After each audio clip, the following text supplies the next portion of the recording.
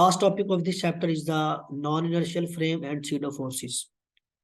Actually हम जितने भी मेजरमेंट करते हैं फोर्स की, डिस्प्लेसमेंट की, एक्सेलरेशन की, वेलोसिटीज की, वो हम फ्रेम ऑफ रेफरेंस के लिहाज से करते हैं।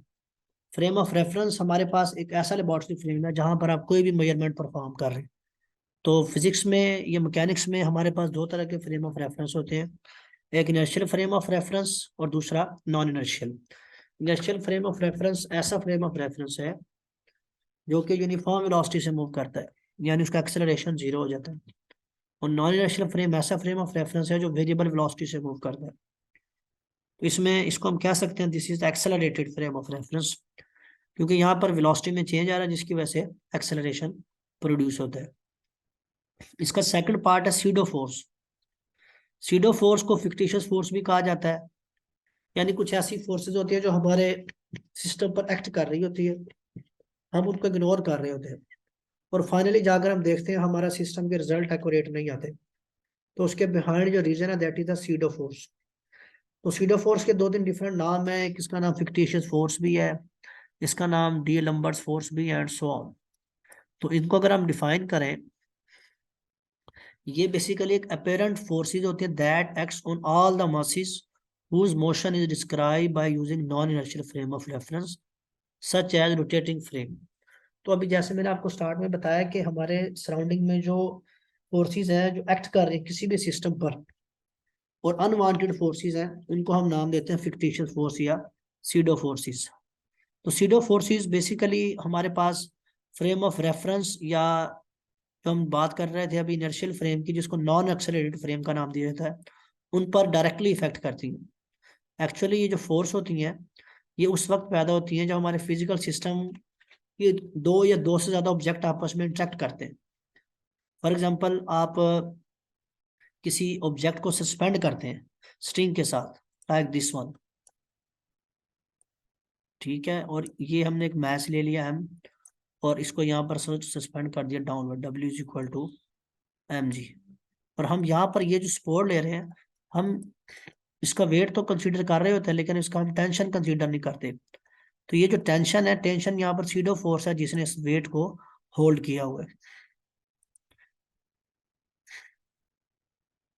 यहाँ पर कुछ कॉमन अकरिंग हमारे पास फ्रेम ऑफ रेफरेंस है जिसमें आप देख सकते हैं, और relative acceleration of the origin is straight line, जैसे कि आप रेक्टिलिनियर एक्सेलरेशन का नाम भी देते हैं, या इन्वॉल्विंग रोटेशन भी हो सकती हैं, कोरोलोसिस फोर्सेस भी हो सकती हैं, सेंट्रीफ्यूगल फोर्स भी हो सकती हैं, यूलर फोर्सेस भी होती हैं जो डिफरेंट एंगल्स पर लग रही होती है, एंगल्स पर डिपेंड करती हैं, that cause by variable rate of rotation.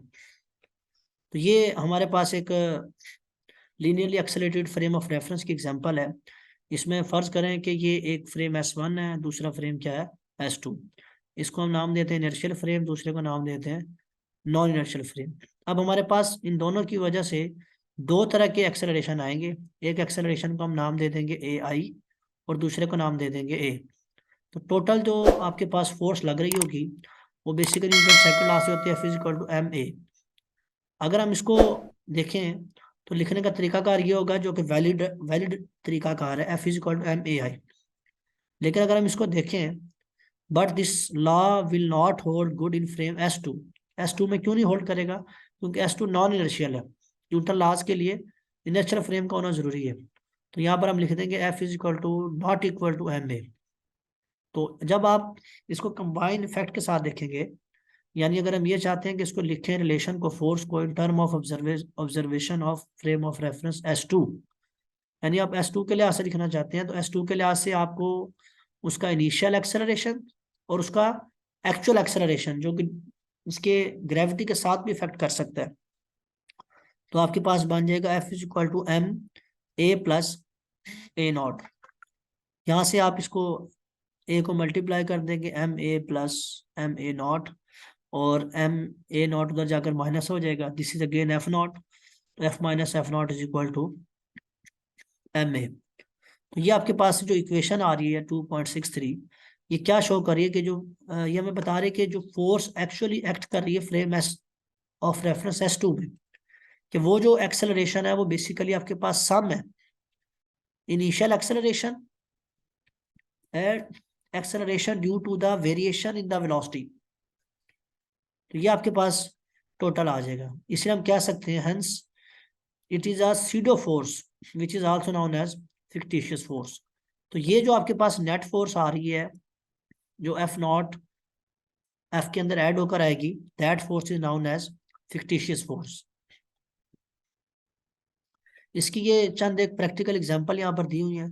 जैसे कि आप गाड़ी चला रहे हैं, तो जब आप सर्कुलर पाथ में गाड़ी को मूव कर रहे हैं, तो आप गाड़ी का जो रोटेशन है, जो बेंड है गाड़ी का, लाइक दिस वन, ये आपका सर्कुलर पाथ है।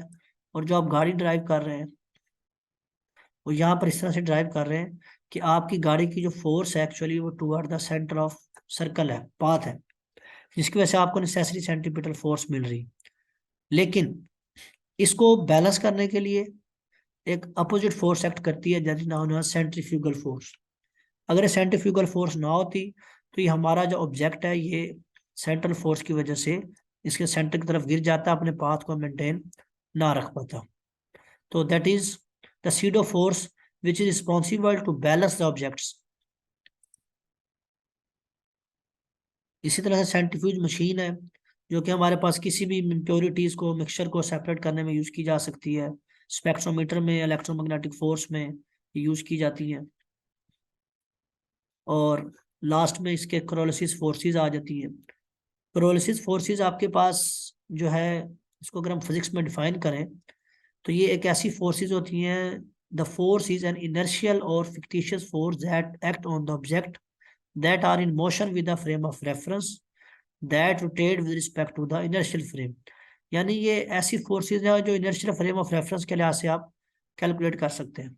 इसमें हमारे पास जो हमारा रेफरेंस फ्रेम है, अगर वो रोटेट कर रहा है क्लॉकवाइज तो फोर्स उसमें एक्ट करेगी लेफ्ट साइड पर, और इसी तरह से वाइस वर्सा। यानी अगर एंटी क्लॉकवाइज रोटेट कर रहा है तो क्लॉकवाइज एक्ट करेगी, क्लॉकवाइज रोटेट कर रहा है तो एंटी क्लॉकवाइज वो फोर्स एक्ट करेगी। तो ये जितने भी फिक्टिशियस फोर्सेस हैं ये तमाम एक्शन फोर्स के अपोजिट एक्ट कर रही होती हैं। इनका फायदा ये होता है हमारे सिस्टम को बैलेंस रखती हैं, इक्विलिब्रियम में रखती हैं, और हमारा सिस्टम जो है वो यूनिफॉर्म वेलोसिटी के साथ मूव करता है। अगर ये सीडो फोर्सेस ना हो तो हमारे पास हमारा सिस्टम जो है वो इक्विलिब्रियम में नहीं हो सकता। तो होपफुली आपको ये तमाम बातें समझ आ गई होंगी। किसी किस्म का क्वेश्चन, क्यूरीज या आप कमेंट्स करना चाहें हमें ज़रूर दीजिएगा। Thank you.